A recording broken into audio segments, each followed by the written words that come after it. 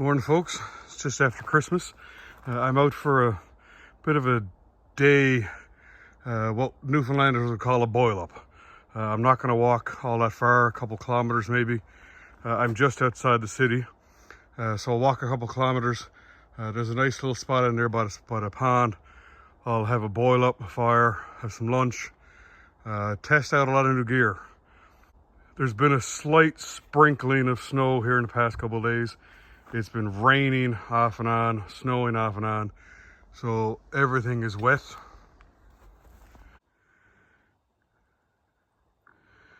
I was hoping to maybe spy a moose out here in the bog, but there's not much here. There is some sign here. You can see the trail there where he skirts the bog. Too wet for me to try to walk across in my hiking boots. But I don't see anything here now. And here's what I'm looking for. Got a couple of nice birch trees here. And the bark is starting to peel. The birch is one of the few trees that I know that you can harvest the bark and not do any damage to the tree.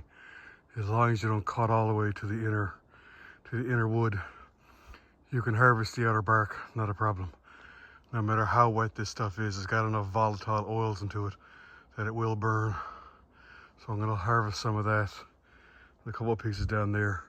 That should be enough to get a fire out of for tinder. So here's what I'm talking about. I've peeled off the outer layer of bark, but I'm not gonna touch this new inner layer. So I can take, I got it all gone now, but I can take these layers and leave the rest, and the tree won't be harmed. And this stuff will take a spark. If it's torn up small, obviously open flame, but even wet, this stuff will burn pretty good. I'm just gonna step off the trail here now for a second, and I'm under this tall fir, and I want to grab some of this old man's beard. It's, like I said, it's right next to the stump, right next to the core of the tree, and it is damp, but at least it's not covered in snow. And I want to collect up some of this stuff, as dry as I can get it, and I'm going to wipe it off on my shirt, see if I can get it as dry as possible, and then I'm going to put it in my pocket as close to my body temperature as I can get it, and see if I can get it to dry out the rest of the way. And I've had some great success igniting this stuff when it's dry with charred material, but getting it dried out right now might be the tricky part. So like I said, I'll see if I can get it in my pocket and dry it out as best I can.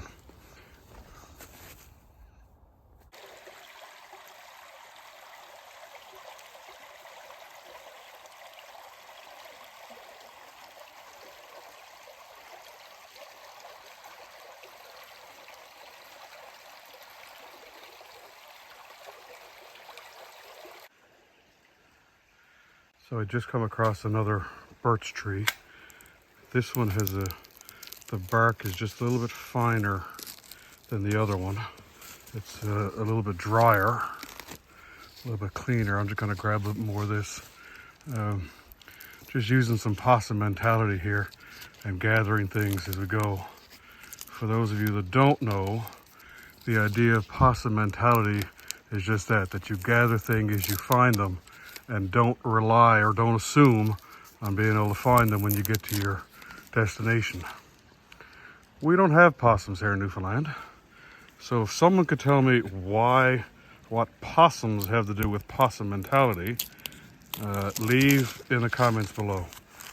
Is it because possums are marsupials and they have a pouch to carry things in? I don't know. Leave in the comments below if you know what possums have to do with gathering things for later.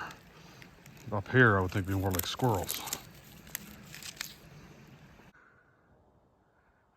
This is another outstanding fire resource for wet weather fires. Here in Newfoundland, we call them witches' brooms, but they're some type of abnormal growth found on trees. But talk about a bundle of ready-made smalls. All dead, all fine needle size, all in one easy, ready to grasp bundle. Just cut it off there, and there's a bundle of smalls ready to go. I'll definitely be grabbing this for the fire.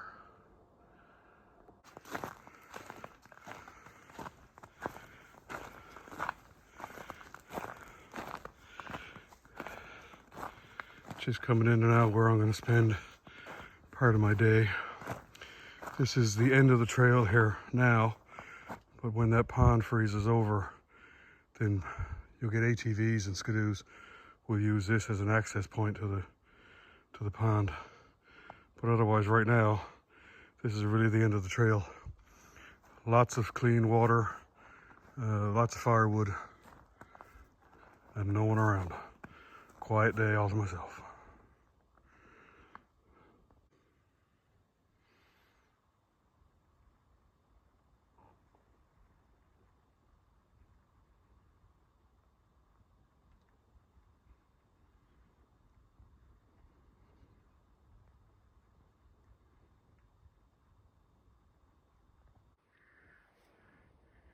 So here we have a green fir tree, a balsam fir tree. I can tell that they're fir trees by these big sap blisters that's on them. This is what we typically in Newfoundland use as a Christmas tree. But I'm going to bring you in close and show you why this is probably my favorite tree here in Newfoundland. Got a small twig here, and by itself that twig is just not going to ignite. Let's see what happens when I get just a little bit of this sap.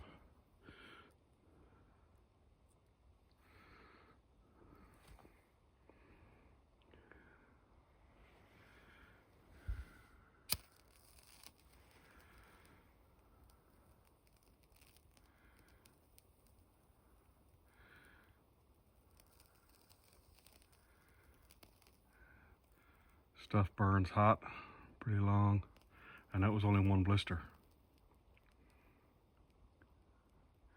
You can see some of the black smoke coming out of it.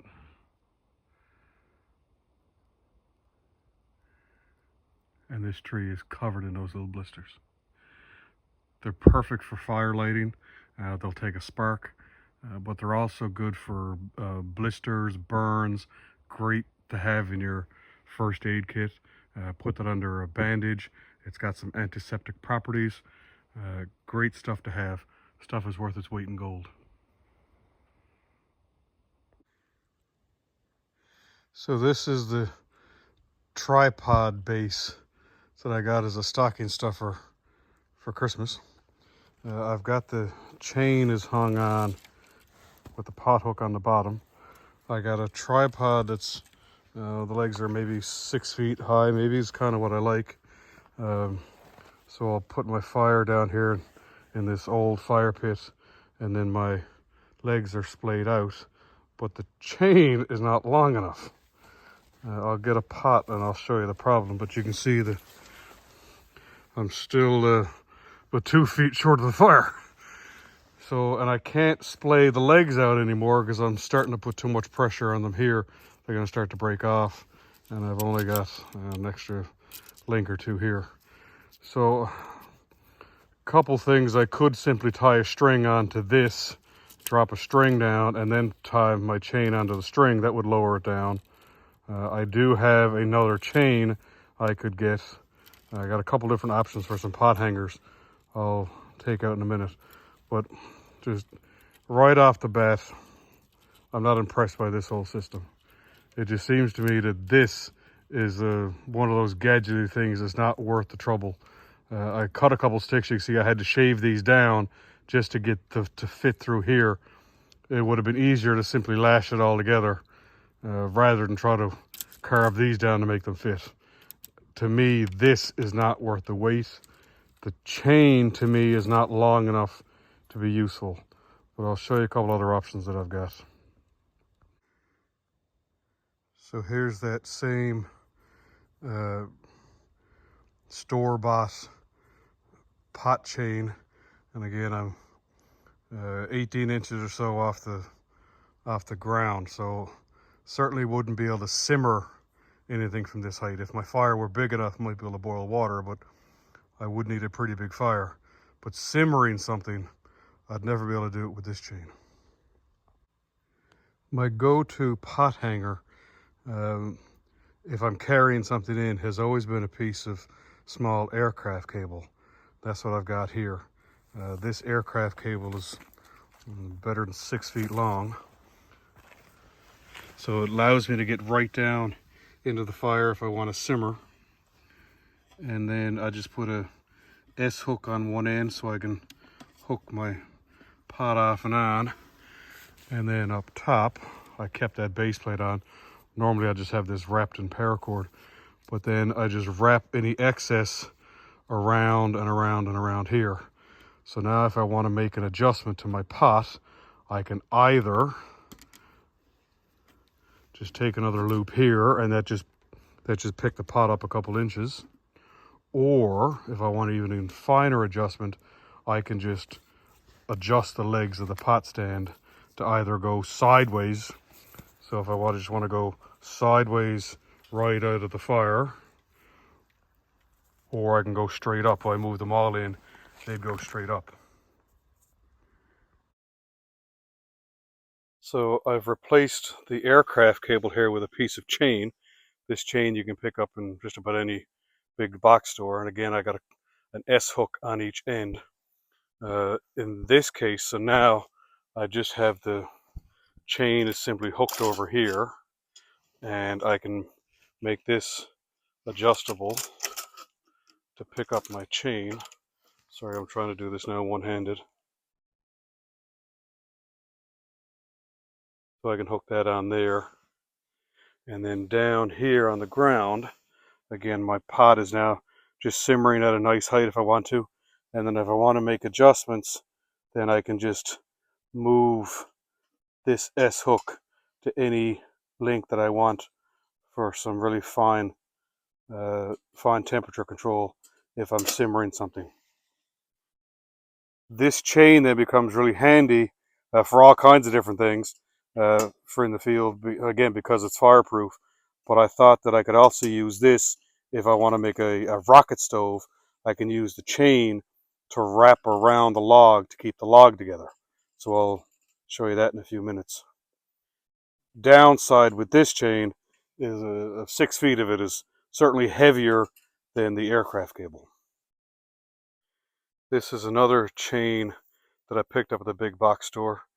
Again, I've got an S hook on each end, and it has the whole link idea again, so you can link into infinite number of holes.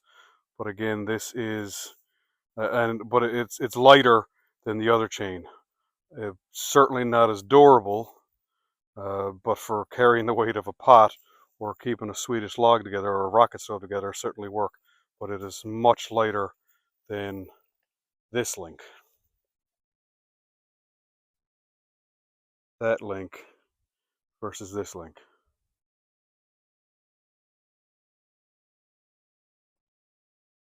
Getting ready now to put a fire in. Everything is soaking.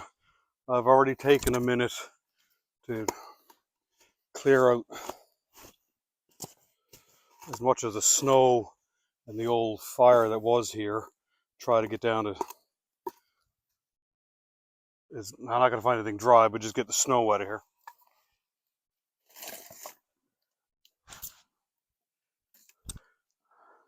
Next, I want to build a bit of a bed.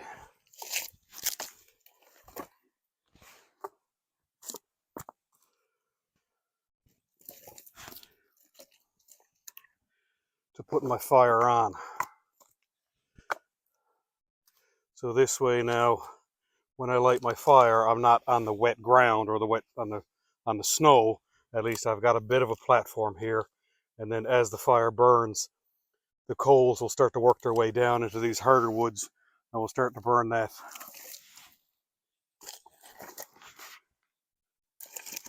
Some people might call this an upside down fire because I'm putting the bigger stuff on first, and then the small stuff goes on last. Typically, you'd put your bigger stuff on last once your fire was going. Well, I'm going to build a fire on top of this. Next, I want to start processing down some of my smalls. So what I'm looking for now mostly is something up to size of up to like a pencil size. Needle size up to a pencil. Nothing as big as, nothing finger size yet.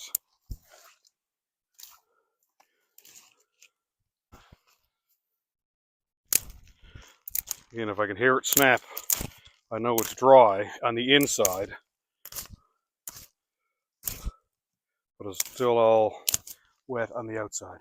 So this is the big pile of birch bark that I harvested a couple hours ago. It's again, it's soaking wet, but on the inside here is not bad. But I want to start processing this down and taking out some of these finest inner barks.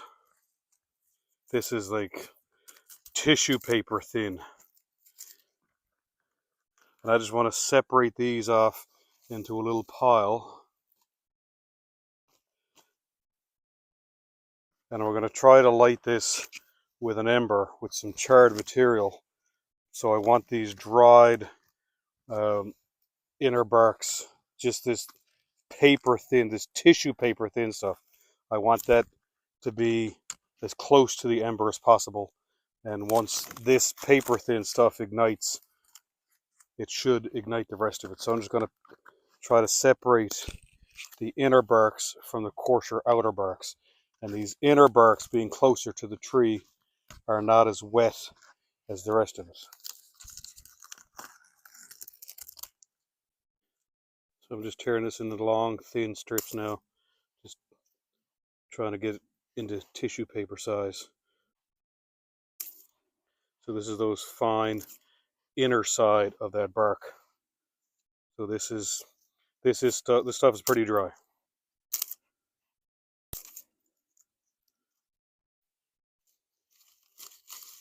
I'm not going to use all of my birch bark right now, just in case I need plan B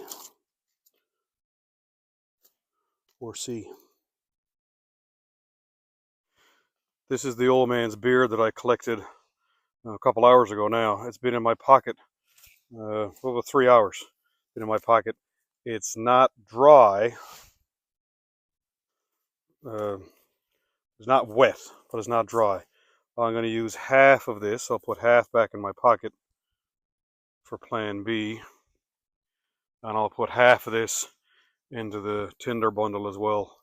This is some really fine material. I got some really dried leaves in there, a little more birch bark, and I'll throw an ember in here, and then with the birch bark, that should burn nice and hot enough to ignite this bundle here next to me. So I got my char tin out. So this is a mixture of charred cotton rope, charred punk wood. There might be some charred cotton in there. There's some charred fungus in here is some of my favorite stuff. So I'm going to see if I can catch a spark on some of this rope, and then we'll use that to ignite some of this chunkier stuff, and then we'll put a mixture of it into the bundle and blow it all to life. I'm using a bearing block handhold. This is carbon steel. This also doubles as a scraper if I want to process some fine materials, and I can use it as a bearing block for a bow drill. But here we're going to use it for a sparker, and I got a piece of Ohio chert.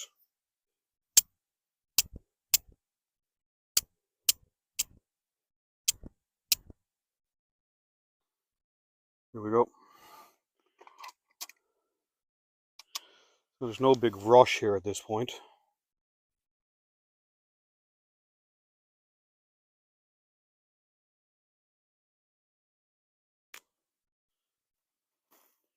going to pick out some of that, throw it into the bundle. I'll try to get everything that's out of here that's on fire.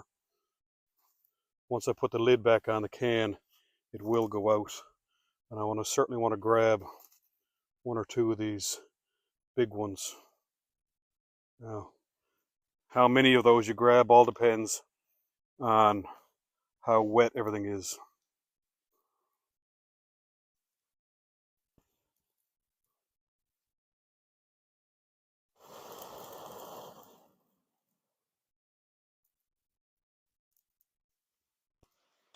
It does not want to ignite.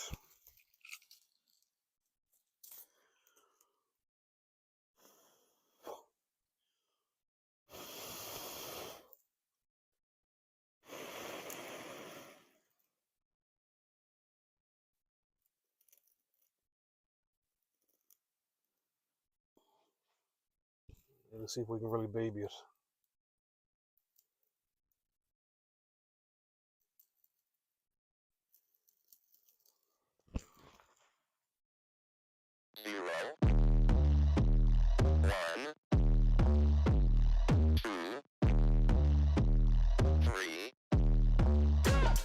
Let's get started.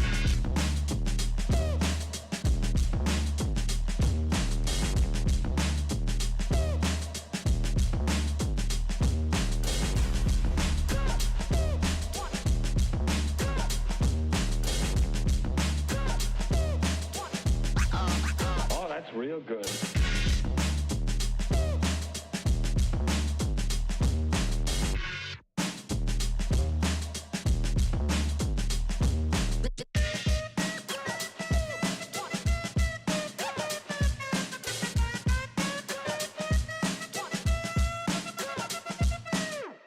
Ain't nobody stopping me.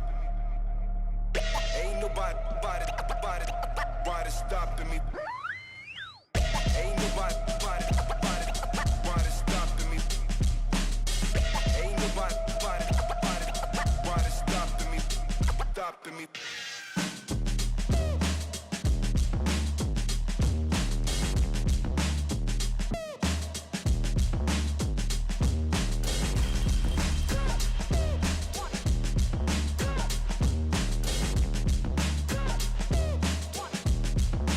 You've got to get a hold of yourself.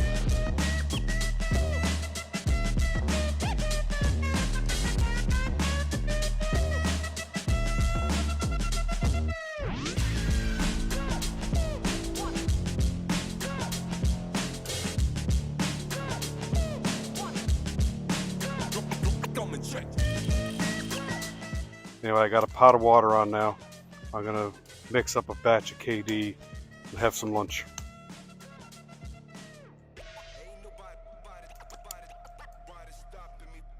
Got the Pathfinder bush pot on the boil now.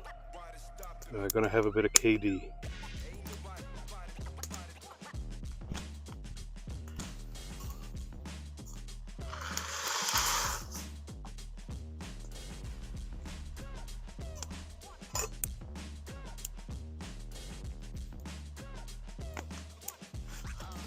Oh, that's real good.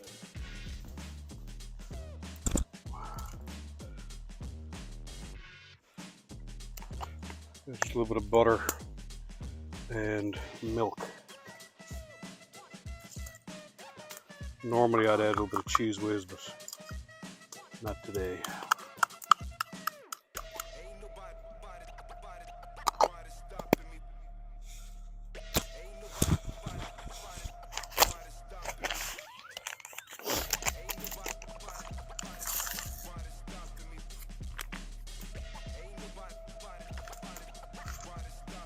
Gooey, gooey, cheesy goodness.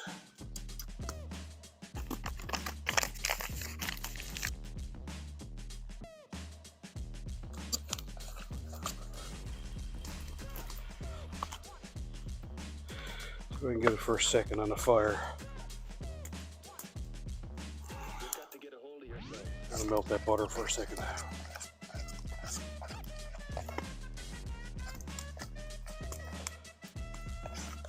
A few wieners would be nice, but I don't have any. A little bit of beef jerky, maybe.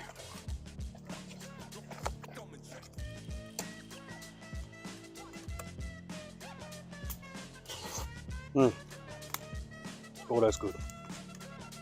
There's something I don't eat very often at home.